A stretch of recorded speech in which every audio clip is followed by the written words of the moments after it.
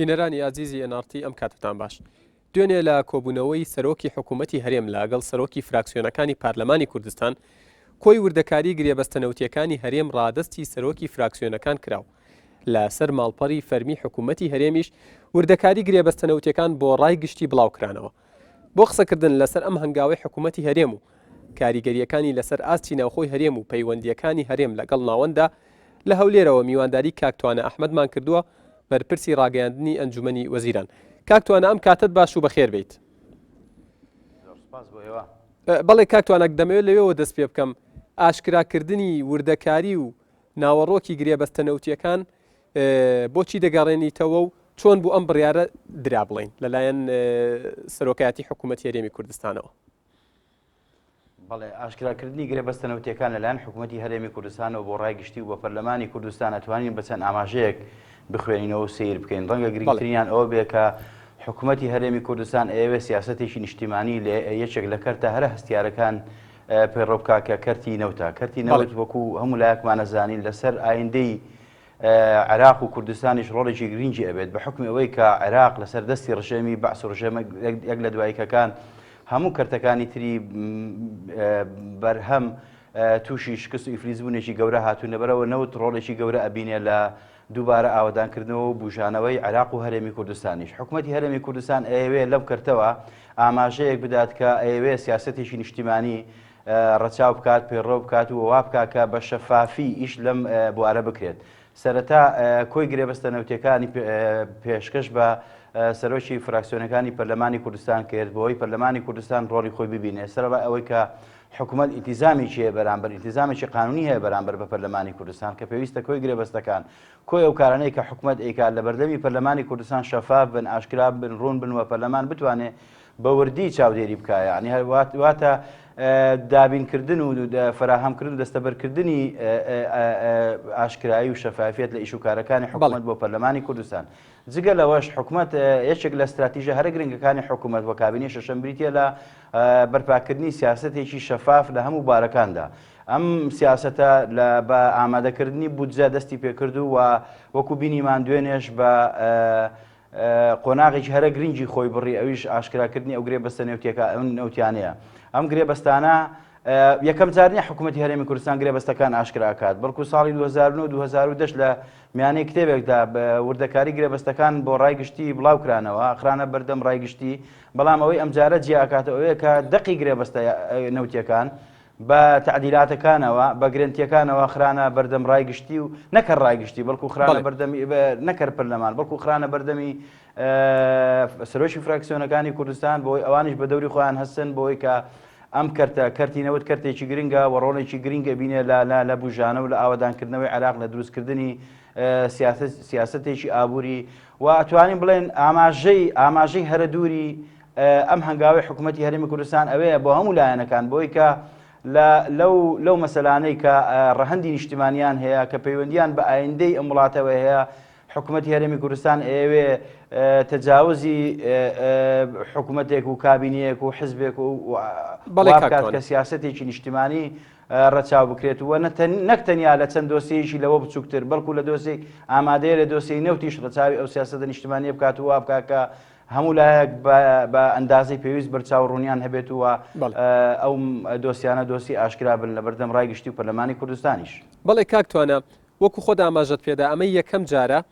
بڵێن بە وردەکاری دەقەکان بڵاو بکرێتەوە بە تعدیلاتەکانیشەوە بخرێتە بەردەم بڵێن فراکسیۆنەکانی پارلەمان و بخرێتە بەردەم ڕایگشتیش. پرسیارەکەی من ئەوەیە بۆچی لەم تەوقیتە ئەو بڕیارە درا؟ بەڵێ پێشتر وەکووتم بۆ ڕایگشتی خرانە ڕوو ئەمانە ئەتوانم پیشانی بینەرانی خۆشەویستیشی بدەن کە لە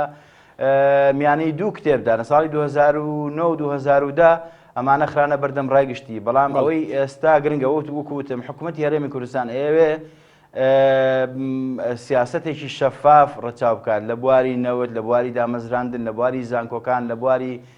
بودجە و دابشکردن جگە لەوە حکوومەت پێی وایە کە لە میانەی ئەم سیاسەتە سیاسەتی ئاوادانکردنەوە سیاسەتی بوژانەوە سیاسەتی شەفافیت ئەبێ ناوەڕۆشتێکی کۆمەڵایەتی ئینسانیانەشی هەبێت واتە ئەم داهاتی خەڵکە ئەبێ بچێتەوە خزمەتی خەڵکیش. تۆ چۆن ئەتوانی گرنتی ئەمە بکەیت ئەوەیە کە سیاسەتەکەت بۆ چۆنێتی دەرهێنانی نەوت و چۆنێتی فرۆشتنی لە بەردەم ڕایگشتی و لە بەردەم پەرلەمانی کوردستان ئاشکرا بێت. بەشێکی ڕەنگە پەیوەندی بەوە هەیە کە حکوومەتی هەرێم پەیوەندی بەو سیاست و بۆ استراتیژەوەیە کە حکوومەتی هەرێمی کوردستان لە بواری شەفافێت و ئاشکایی ڕەچاویەکە.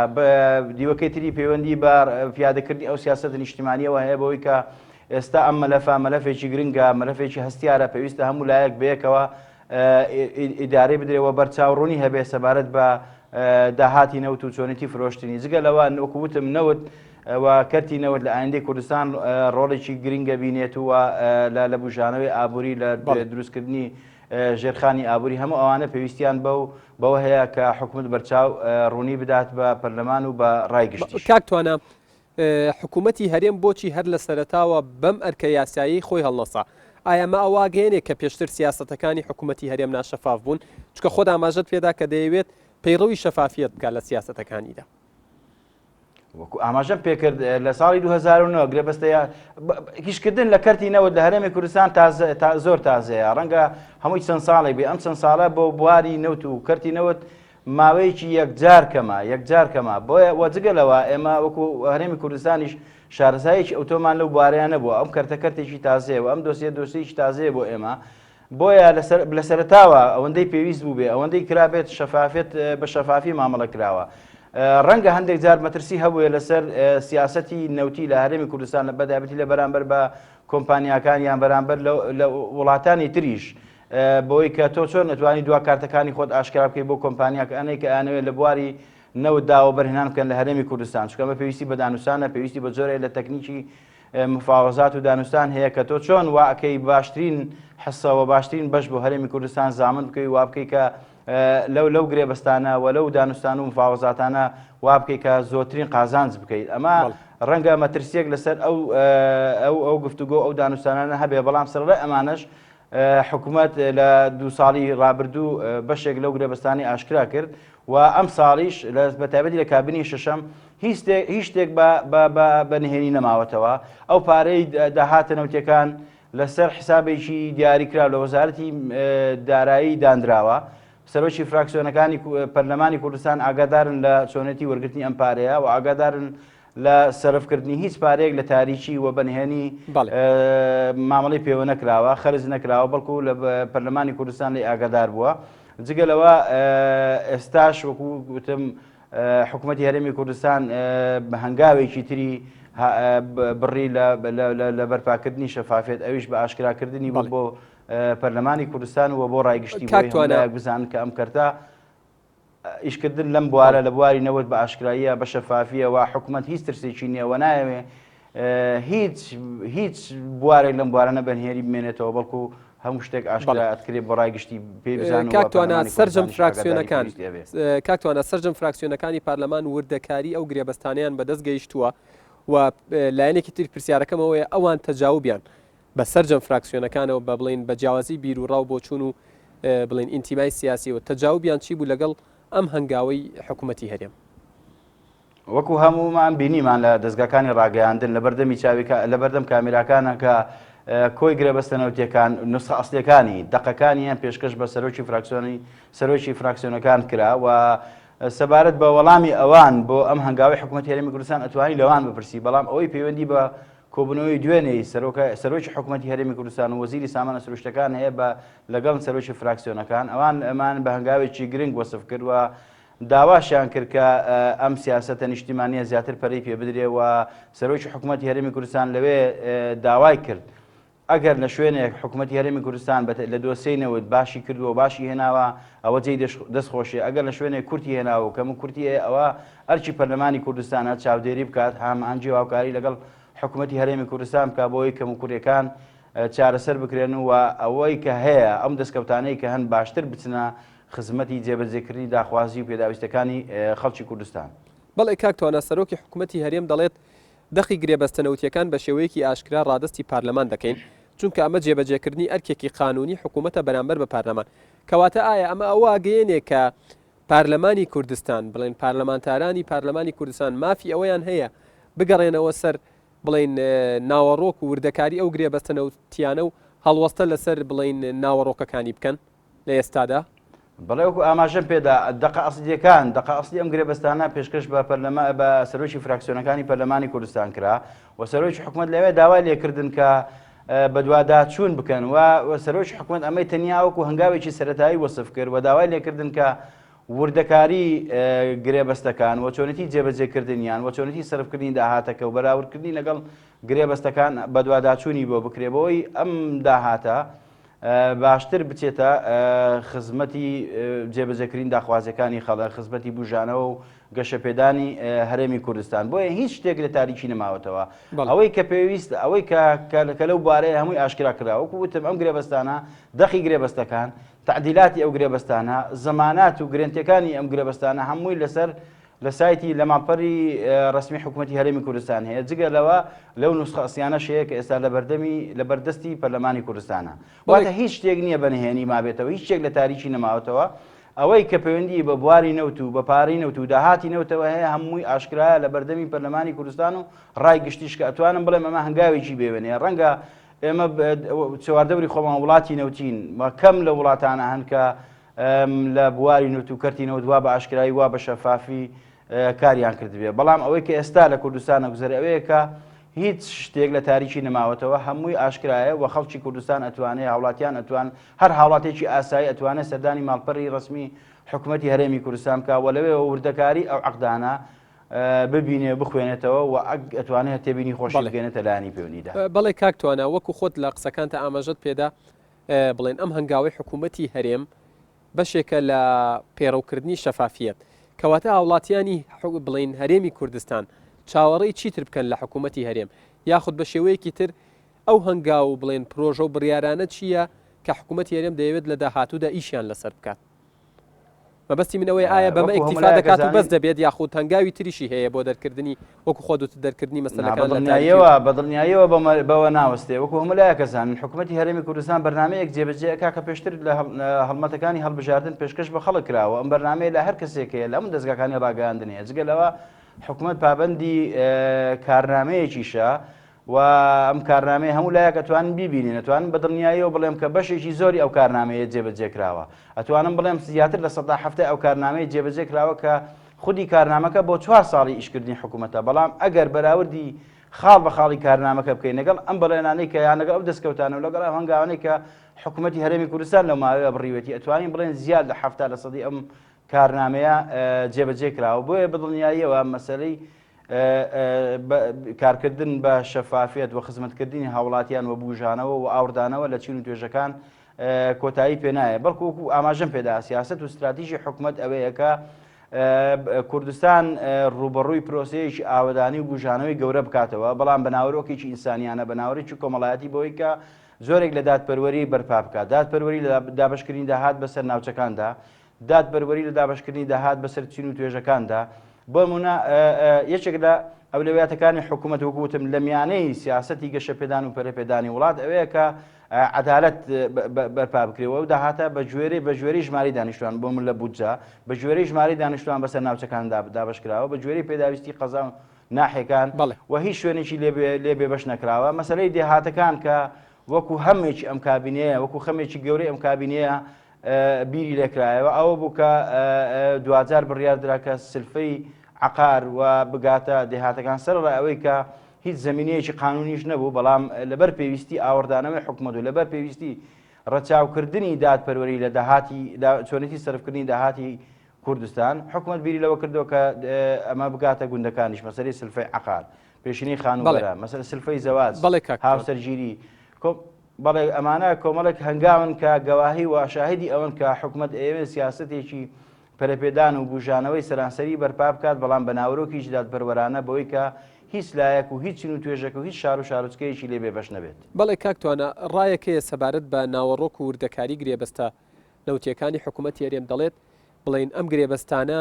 بواری تەحایولیان تایە یاخود لە ڕووی یاساییەوە دەکرێت فێڵیان تێدا بکرێت ئێوە وەڵامتان چییە بۆ ئەم ڕایە؟ ئەم گرێبەستانە ئاشکرا کراون لە ماڵپەڕی ڕسمی حکوومەتی هەرێمی کوردستان هەن و لە بەردەمی پەرلەمانی کوردستانن و هەر کەس و لایەنێک ئەتوانێت تدقیقی تیابکە پێداچوونەوەی تیابکە حکوومەت دەستخۆشی لەوانە ئەکات کە ئەگەر کەم و کورتێکی تیاابێ دەستنیشانی بکەن ئەگە فرت و فێڕێکی تیاابێ ئەتوانن دەستنیشانی بکەن و دەستگاکانی ڕاگەیاندنی دەستیان پێ ڕاگا خۆشببختانە ئێستا ئەتوانن شیکاری بکەن و گفتوگۆی لەسەر بکەن و بیخەنا بەردەم ڕایگشتی و لەسەر ئاستێکی شعبی ملیش گفتوگۆی لەبارەوە بکەن هەر گرفتێک هەر کێشەیەک هەر کەم و کورتێکی تیاابێ حکوومەتی هەرێمی کوردستان دەستخۆشی لەو لایەنان ئەکا دەستخۆشی لەو کەسانەکە کە دەستنیشانی بکەن. بەڵێ کاکتوانە وەکو دەزانین بڵێن کۆمپانیەکانی ببورن کۆمپانیەکانی بواری نەوت ئەوانەی بڵێن کار بۆ دەرکردنی نەوت و بڵێن بەرهەمێنانی نەوت دەکەن لە هەرێمی کوردستاندا پشکێکیان لەو داهاتە بەردەکەوێت و بە شەکەی تریش دەگەڕێتەوە بۆ حکوومەتی هەرێم ئایا لەو گرێبەستانە ئاماژە بە پشک و حەسەی حکوومەتی هەرێم کراوە بەڕوونی کاکە بەر لەو گرێبەستانش لە سەرەتای من باس لەم کابینێ ئەەکەم لە سەرەتای دەست بەکاربوونی کابینە حسابێکی جیاواز لە وەزارەتی دارایی کراوەتەوە توان لە وەزارەتی دارایی بپرسن و تدقیقکەنەوە حسابێک کراوەتەوە کە حساب ئاشکرایە بۆ هەموو لایەک کۆی ئەو پارە داهاتە نەوتیار ئەو داهاتی نەوت خراوەتە ئەو حسابەوە و بە شەفافی و بە ئاشکایی سرف ئەکرێت و ئەوەی کە حکوومەتی هەرێمی کوردستان دەستێکەوێ وەکوتم مەسەلەی نەوت مەسلەیەکی سیادیە ئەو نەوتەیکە لە ڕێی بۆریەکانی جیهانە و ئەڕوات ئەچێتەوە خەزانەی گشتی عراق و دووبارە لەوێ وەزارشکە دابەشەکرێتەوە ئەوە تری کە بەشێکی بۆ هەرێمی کوردستان بمێنێتەوە ئەوەیە کە هاوڵاتیانی کوردستان دڵنیا بن کە ئەم پارەیە بەنهێنی و بە لە تاریکی سرف ناکرێت بەڵکو بە ئاشکرا سرفەکرێت بەر لەوەی گرێبەستەکان ئاشکرا بکرێت ئەم حسابە لە وەزارەتی دارایی هەبووە و پەرلەمانی کوردستان لێ ئاگادار بووە لایەنە پەیوەندیدارەکان لێ ئاگادارن بۆیە ئەتوانم هاوڵاتیان دڵنیا بکەنەوە کە حکوومەت بە شەفافی کارەکە یەکێک لە استراتیژی و یەکێک لە دینگەکانی سیاسەتی حکوومەتی هەرێمی کوردستان مەسەلەی شەفافێتە ئەم شەفافەت وتم لە بودجەوە دەست پێ ئەکات چی لە هەرێمی کوردستان پارە هاتوتە بەردەستی حکوومەتی هەرێمی کوردستان بە هەموو وردەکاریەکانەوە خراوەتە بەردەمی پەرلەمانی کوردستان ئەگەر بودجێ ئیزافی هەبوو بێ پارەی نەوت بێ هەر پارەیەکی ترکە بێتە دەست بەردەستی حکوومەتی هەرێمی کوردستان لە ڕێی پەرلەمان کە گزارش ئەوان گزارش لە ئیرادەی خەڵکی کوردستانەکەن ئەم پارەیە سەرفەکرێتەوە بۆ پارەکەش بۆ پێداویستی و جێبەجێکردنی داواکاری و داخوازیەکانی خەڵکو و گەیاندنی خزمەت گوزاریە بۆ ئەوان بەڵێ کاکتوانە جگە لەوەش بەڵێ فەرموو ئەمەوێ ئاماژە بە شتێکی تریش بدەم ئەوەیە کە حکوومەتی هەرێمی کوردستان لە بواری نەوت و لە کەرتی نەوت ئەتوانم بڵێم هەنگاوی یەکجار گەورەی بڕیوە ئاماژەکانی ئەم سیاسەتە ئەوەیە یەک لە ڕووی وزەوە هەرێمی کوردستان زۆرێک لە سەربەخۆی و ئیستقلالەتی هەیە چۆن ئێستا لە هەرێمی کوردستان ئەتوانن بڵێن کە نزیکی 24 کاتژمێر کارەبا هەیە ئەگەر ئەم سیاسەتە نەبوایە وەکو ناوچەکانی تری عراق کارەبا حکوومەت نەیەتوانی کارەبا بوو شێوەیە بۆ هاوڵاتیان دابەش بکات چونکە لە بەهۆی ئەوەی دۆخی ئەمنی لە عراق جێگیر نییە دۆخی سیاسی جێگیر نییە وای کردووە کە حکوومەت نتوانێت بەکو پێویست کارەبا بدا بە هاوڵاتیان بەڵام ئەم سیاسەتێک کە ئێستا حکوومەتی هەرێمی کوردستان لە بواری نەوت و وزە ڕەچاوی کردووە و جێبەجێ کردووە بۆتەوەی کە سوتەمەنی دابینکردنی سوتەمەنی بۆ وێزگەکانی کارەبا لە هەرێمی کوردستان بە ئاسانی جێبەجێ بکرێت و بۆ هەیەوە 24 سعات کارەبا بدرێ بە هاوڵاتیان جگەلەوە ئەمەوە ئەکا کە پێگەی هەرێمی کوردستان لە بەراورد لەگەڵ حکوومەتی ناوەند و وڵاتانی تریش بەهێزتر ببێ هەندێک لە هێزە ئۆپۆزیسیۆنەکانی هەندێک لەوانەی کە ڕخنە لە حکوومەتی هەرێمی کوردستان ئەگرن ئەڵێن حکوومەتی هەرێمی کوردستان تەنیا وەکو سلفەیەک پارە لە عراق وەرەگرێت و هیچ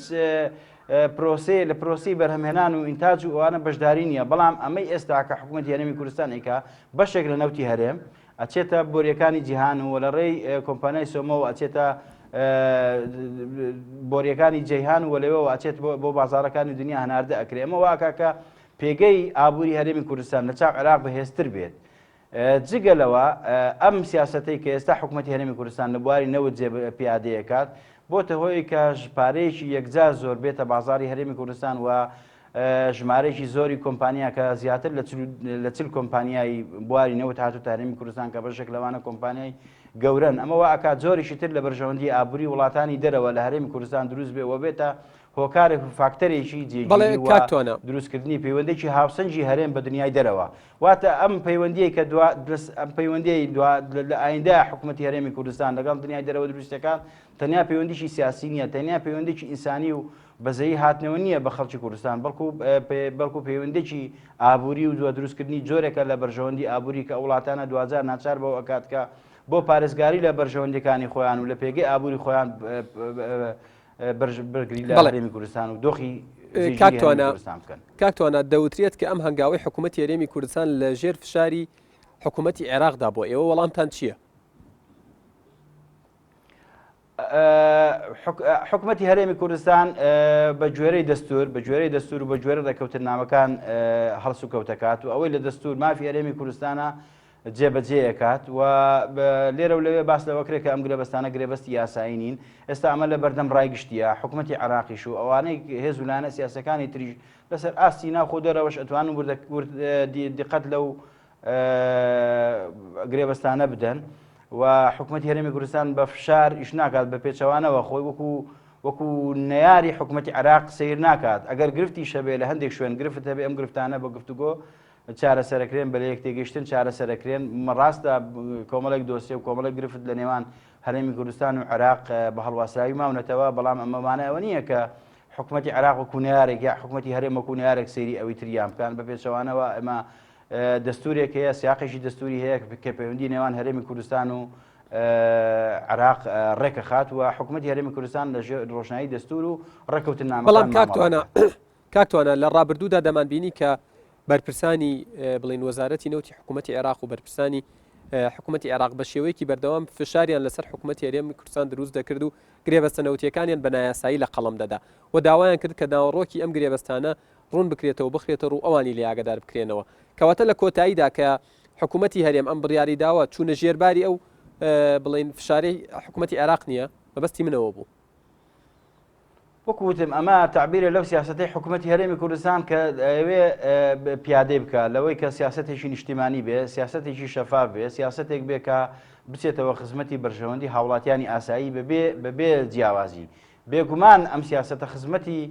لێک تێگەیشتن و تەفاهمی شکات لەگەڵ حکوومەتی عێراق و حکوومەتی عێراق ئەم بەهانەیە یا هەندێک لایەنە ناو حکوومەتی عێراقی ئەو بەهانەیە نامێنێت کە بڵێ ئەم گرێبەستانە لە تاریکی و بە ناشەفافی ماونەتەوە. کەواتە بە بڕای تۆ ئەمە کاریگەری دەبێت لەسەر پەیوەندیەکانی حکوومەتی هەرێم و حکوومەتی عێراق. دەبێت کاریگەری هەبێت ئەگەمە یەکێک بووێت لە بەهانەکانی بەشێک لەوانەی کە پێیان وایە ئەم گرێبەستانە یاسایی نین، ئێستا گرێبەستان لە بەردەستی ئەوانیشون ئەتوانن تاوتوێ بکەن و بای ئەوەش شارەزایی توانان هەیە کە دقەتی لێ بدەن و وردبینی بکەن. بۆیە ئەبێ هۆکارێکی بە گرنگی چارەسەرکردنی دۆسیی نەوت بێ لە نێوان هەرێمی کوردستان و بەڵێ کاکتوانە دوای خاڵێکی کە هەیە کامە ئاماژەی پێ بدەم کا گیادگار ئەگەر بوار هەبێ ئەویش ئەوەیە کە ئەو گرێبەستانی ئێستا حکوومەتی هەرێمی کوردستان لەسەر ماڵپەڕی ڕسمی خۆی بڵاوی کردوونەتەوە و خصوصیەتە بەردەمی پەرلەمانی کوردستان.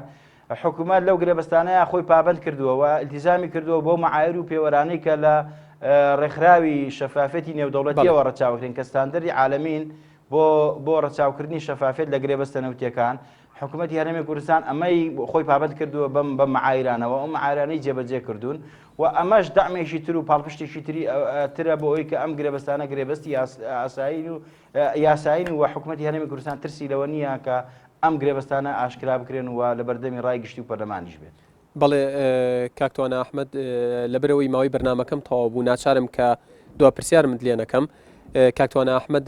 بەرپرسی ڕاگەیاندنی ئەنجومەنی وەزیران لە ستۆدیۆکانی هەولێرەوە لەگەڵمان بوو، سوپاسی ئامادەبوون دەکەین. بینەرانی ئازیز تاوتوی ئەم ڕۆمان تایبەت بوو بە قسەکردن لەسەر ئاشکراکردنی ناوەڕۆک و وردەکاریەکانی گرێبەستەکانی نەوتی حکوومەتی هەرێم بۆ ڕای گشتی و بۆ پارلەمانی کوردستان. تا تاوتویەکی تر بەخواتان ئەسپێرم و ماڵتان ئاوا بێت.